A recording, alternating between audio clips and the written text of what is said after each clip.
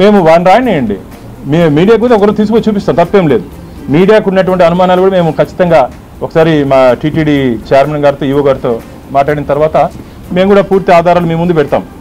ఎందుకంటే మీ ద్వారా ప్రజలకు తెలియాలి, మీ ద్వారా గోవింద భక్తులకు తెలియాల్సిన అవసరం ఉంది. మీడియా దాని మీద vigilance, state vigilance and enforcement enquiry చేసింది. ఆ ఎంక్వైరీలో అసలు అది గో ఆధారిత పదార్థాలే కాదని చెప్పి మాకు రిపోర్ట్ వచ్చింది. మీరు మోసం చేశారు దేవుణ్ణి.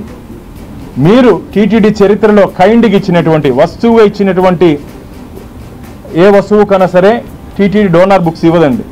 వీళ్ళు 82 పుస్తకాలు ఇచ్చారు. 82 పుస్తకాలు అవన్నీ మన బోర్డు మీటింగ్లో మేమన్నీ రద్దు చేయడం జరిగింది. కాబట్టి నీతులు చెప్పే స్థాయిలో వాళ్ళు లేరు. మాకు గుణపాఠం ఆల్రెడీ అయిపోయింది వారికి. నీతులు చెప్పే స్థాయిలో వాళ్ళు లేరు. వారు చేసిన బండారం అంతా బయటపడుతుంది తొందరలోనే. వారు చేసిన బండారం అంతా బయటపడుతుంది. టీటీడీలో అసలు ఇంకా చాలా చేశారు. నాకు ఇంటర్నల్గా చాలా ఇన్ఫర్మేషన్ ఉంది.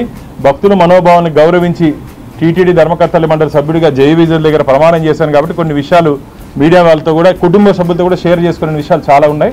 తొందరలోనే అది ఎంక్వైరీ ద్వారా నేను దాన్ని నిగ్గు తేల్చి